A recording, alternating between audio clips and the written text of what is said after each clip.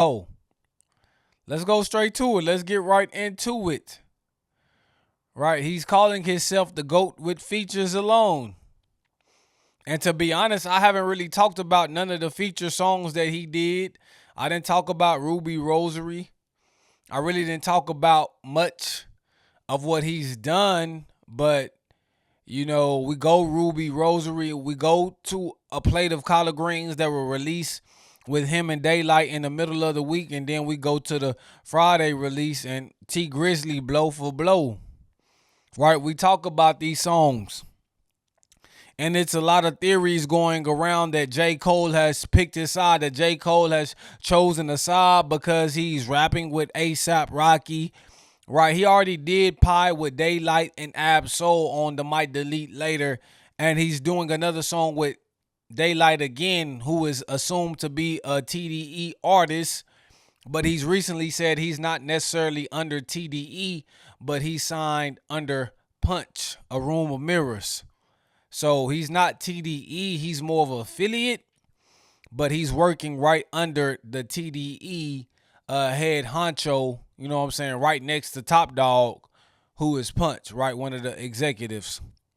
So, I mean, he still has some TDE ties, right? And J. Cole has been working with these guys. I mean, Schoolboy Q was at the Dreamville Festival. He was the one that warned J. Cole to not get into it with Drake and Kendrick because it was going to get nasty, right? SZA was at the Dreamville Festival. Come on now. J. Cole has already had this artist ready. So y'all acting like he chose a side. No, he just didn't want a battle. And the thing is, Daylight has already said that he did that verse before. Right, he did that verse before the beef even started. I'm sure Ruby Rosary. I'm sure J. Cole did that verse before the beef even started. I know the theories sound nice. I know the theories sound like you're a genius. I know the theories sound like that you're on to something, but like, bro, stop all that bullshit. Stop all that fake news. Stop all that baiting and switching. Because this is just music, and we know J. Cole don't move with those type of intentions. If he moved with those type of intentions, he wouldn't be on that bike. He wouldn't be dressed like a homeless man. He wouldn't have bowed out of the beef if J. Cole was really about that type of thing. So to put that badge on him, to put that cloud above him, I don't think it's fair to him, and I don't think it's fair to his brand. Because we said Cole can't be the greatest no more. We said that Cole is scary. We said that Cole, you know what I'm saying, ruined the moment for himself and hip hop. Right? But we also said the only way to get those fans back, the only way to garner our attention is if he released great music. Right? He's releasing great flows. He's doing great features. He's getting our attention, and I liked Ruby Rosary. Right? Although Drake has had some beef with ASAP Rocky, and ASAP Rocky took a little jab at him on that verse of Ruby Rosary. That's none of J. Cole's business. Right? We know that's just rap shit. And like they said, it's more of a personal beef than it is on wax because ASAP is not equal to Drake when it comes to rapping. And then we talk about a plate of collard greens, Daylight, battle rapper, somebody that's a known lyricist, somebody that's known to dig deep, and Cole ate him up, sliced the pie, right? And gave him a slice, but he took the rest for himself on that plate of collard greens, right? Rob Markman talked about that MJ scheme, that Michael Jackson scheme, that rhyme scheme, right? And I definitely believe he really went in. I definitely believe he was very lyrical on that song, and he just showcased his skills. And on that song, and when we talk about Ruby Rosary, we talk about a certain BPM, we talk about a certain tempo, a certain flow that Cole can establish when he's going on these soulful beats that's not too up tempo, that's not a little bit too much energy, but when he's really able to get in and out of the pockets, you know what I'm saying, really to weave in and out. I believe that's his target. I believe that's when he showcases his best skill. Then we go blow for blow. We go for the feature that he did with T Grizzly. I think it was straight. I think it was cool. I think he has some lyricism in it, but it's something that's not genuine about it. It's something that's not believable about it. It's something that, it just doesn't sound authentic, right? Although he's going in a more upbeat tempo, I just don't think that's his tone. I don't think that's his BPM. I don't think that's his frequency. I feel like Cole operates on a slower frequency, not too high energetic. And that's because that's who Cole is.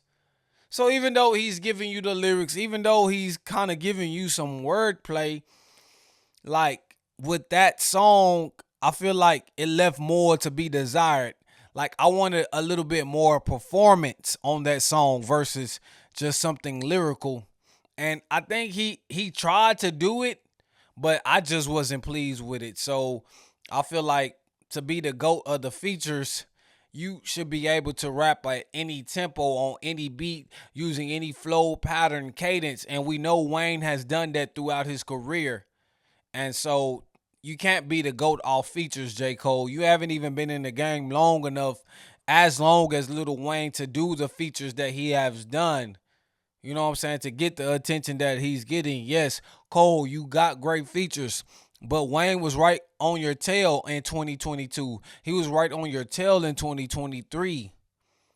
And he's been in the game for over 30, over 20 years for sure. So to really say that you're the feature GOAT, to me, that's dishonest. To me, that's disingenuous. To me, that's braggadocious. That's ego talking. But when we really look at it in a reality type of microscope, I don't think that's the case. So I like what J. Cole is doing. I feel like the moves that he's making since he's bowed out, minus Grippy, right, have been good moves. And I can tip my cap to him. Right, I can tip my cap to him. And we just want that fall off. We just want that album. Because even Mike Delete later gave us something to be desired. You called it a mixtape. You called it an EP. Right? But to me, like he had a good stretch where he was really rapping and where he was really delivering. But it wasn't like, what we needed in whole, what we needed in totality. He gave us kind of like a piece. He gave us just a small segment. He gave us just a little taste, a little sample of the real Cole that has the true flavor that can be delivered. And I wonder how the fall off is going to sound. I wonder, like, will it reach the expectations?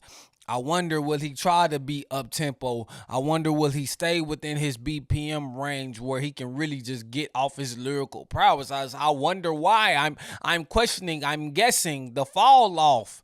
Like, I believe this is right in line with the fall off. They said he fell off because he didn't want to engage in beef. Now he's coming back and delivering these type of verses, and people are really, coming back to the table and really ready to break bread. And I said Ruby Rosary could be considered one of the verses of the year, and so can A Plate of Collard Greens. I think he's really outdid himself. I think he's really shown like his skill set, shown his talent, and shown his wherewithal, his persistence. Right? Because it's hard to be confident. It's hard to be focused when everybody is pulling at you from which every way you can think of. And they want you to side with somebody. They want you to pick a side. They want you to battle. They want you to beef. They want you to put your legacy on the line. They want you to put all your dirty laundry out in the street so they can judge you from their keyboards. They want to see you sweat a little bit. And Cole has shown that even though he can sweat with the homeless clothes he's wearing, that sweat doesn't look as bad. It looks like it's comfortable. It looks like it's supposed to go with the outfit. That sweat looks like it's appropriate with the attire that he's wearing. So I think J. Cole is headed in the right direction. And only we can tell when the fall off comes. So, you know, Cole, he's not the GOAT of features, but he's one of them. But he's not the last guy at the last level, that's hard to beat. And you got to play that level about 20, 30 times to like even get a hit on him. I think Cole is one of the top bosses, but he's not the one at the top of the, the building, the totem pole.